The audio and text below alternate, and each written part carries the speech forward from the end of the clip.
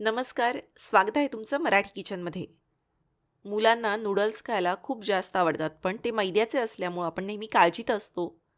मग याला पर्याय काय? तर आज मी तुमच्यासाठी घेऊन आली आहे अतिशय पौष्टिक आणि तितकेच चविष्ट असे रागी नूडल्स किंवा नाचणीचे नूडल्स.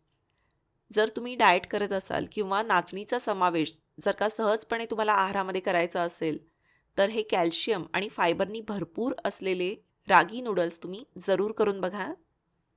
तर हे नूडल्स करण्यासाठी सगळ्यात आधी या ठिकाणी आपल्याला 1.5 कप नाचणीचं पीठ लागणार आहे. तर हे 1.5 कप असं नाचणीचं पीठ या ठिकाणी घेतलं. याच्यामध्ये चवीनुसार मीठ घातलं. आता हे जेवढं पीठ आपण घेतलं होतं त्याच्या निम्मं म्हणजे पाऊण कप पाणी चांगलं उकळून गरम करून घ्यायचं आहे. उकळतं पाणी घ्यायचं. याच्यामध्ये 1 चमचा साजूक तूप घातलं आणि हे उकळतं पाणी पिठामध्ये घालायचं. चमच्यानं याला बऱ्यापैकी असं मिक्स करून घ्या. आणि लगेच याच्यावर झाकण ठेवून एक 10 मिनिटं याला असंच वाफवून घ्यायचं. म्हणजे काय होतं की पिठाला जो येतो गरम पाण्यामुळं चिकटपणा येतो. हे बघा 10 मिनिटानंतर काढलं. आता या ठिकाणी जर का तुम्हाला पीठ जास्त पातळ झालेलं आहे असं वाटलं तर कोरडं पीठ याच्यामध्ये घालू शकता किंवा जर पाणी कमी पडलेलं असेल तर थोडंसं साधं पाणी घातलं, कोमट पाणी घातलं तरीसुद्धा चालेल. पीठ जे आहे ते चांगलं मळून घ्या. खूप जास्त घट्टही नको आहे आणि अगदी सैलसरही नको आहे आपल्याला. 1.5 कप पीठ होतं तर या पिठाचे असे 2 लांबट आकाराचे गोळे मी करून घेतले. त्यानंतर या ठिकाणी सोऱ्या घेतलेला आहे. शेवेची अगदी बारीकही नाही आणि खूप जाडही नाही अशी मध्यम आकाराची चकती याला लावून घेतली आहे. आणि सोऱ्यामध्ये हा जो लांबट गोळा होता तो असा दाबून भरला. आता या ठिकाणी मोदकाची चाळणी घेतलेली आहे. मोदकाच्या चाळणीला किंवा स्टीमरमध्ये व्यवस्थित असं साजूक तूप लावून घ्या. स्टीमरच्या प्लेटमध्ये देखील हे तुम्ही करू शकता. आणि त्यानंतर मध्यभागापासून सुरुवात करायची आणि एकाच दिशेनं हे असं गोल फिरवत या ज्या नूडल्स आहेत त्या करून घेतल्या. हे बघा चाळणी जी आहे ती अशी पूर्णपणे भरली आहे.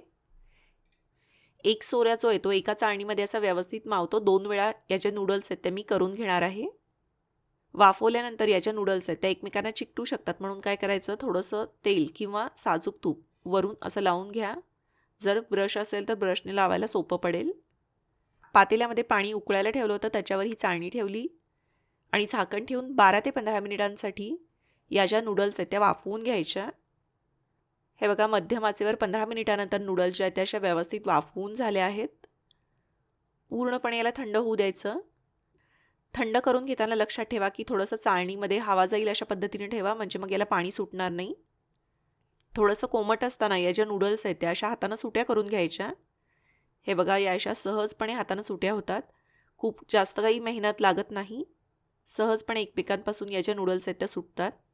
दरम्यान चाळणीमध्ये मी दुसरा घाणा जो आहे तो याच पद्धतीनं करून वाफवायला ठेवला आहे. आता या ठिकाणी नूडल्स करण्यासाठी वेगवेगळ्या भरपूर अशा भाज्या घेतलेल्या आहेत. याच्यामध्ये एक कांदा उभा चिरून घेतलेला आहे. गाजराचे असे मध्यम आकाराचे काप करून घेतलेत. भरपूरसे कॉर्न आहेत. त्याचप्रमाणे कोबी लांब लांब असा चिरून घेतला आहे. ढोबळी मिरचीसुद्धा उभी चिरून त्याला मधून एक काप दिला आहे. रंगीबेरंगी मिरची आहे. तुमच्या आवडीनुसार तुम्ही भाज्या कमी अधिक करू शकता. त्याचप्रमाणे 7-8 पाकळ्या लसूण बारीक चिरून घेतलेला आहे. आता करायचं काय आपल्या कढईमध्ये या ज्या नूडल्स ज्याच्यामध्ये आपण करणार आहोत तेल गरम केलं. पहिल्यांदा बारीक चिरलेला लसूण घातला. गॅस मोठा ठेवायचा. लसूण एकदा परतला की लगेच सगळ्या भाज्या घातल्या. थोडंसं मीठ घातलेलं आहे. भाज्या करकरीत राहतील पण कच्च्या राहणार नाहीत अशा पद्धतीनं अगदी 2 ते 3 मिनिटं मोठ्या आचेवर याला परतून घ्या. त्यानंतर याच्यामध्ये एक मोठा चमचा शेजवान चटणी घातलेली आहे. शेजवान चटणीमध्ये बऱ्यापैकी सगळे चायनीज फ्लेवर्स असतात. त्यानंतर 1 चमचा सोया सॉस घातला आहे. हवं असेल तर टोमॅटो केचप तुम्ही याच्यामध्ये घालू शकता. तसेच बाहेर नूडल्स करण्यासाठीचे जे मसाले मिळतात ते याच्यामध्ये घातले तर अजून छानशी चव येते. आवडीनुसार तुम्ही मसाले जे ते कमी अधिक करू शकता. सगळे एकदा परतून घ्या आणि मग सुट्या केलेल्या नूडल्स याच्यामध्ये घातल्या. मध्यम आचेवर अगदी 2 ते 3 मिनिटं याला परतायचं. हे बघा हे असं एकमेकांना चिकटतही नाही. अगदी मस्त गरमागरम अशा नाचणीच्या नूडल्स तयार होतात.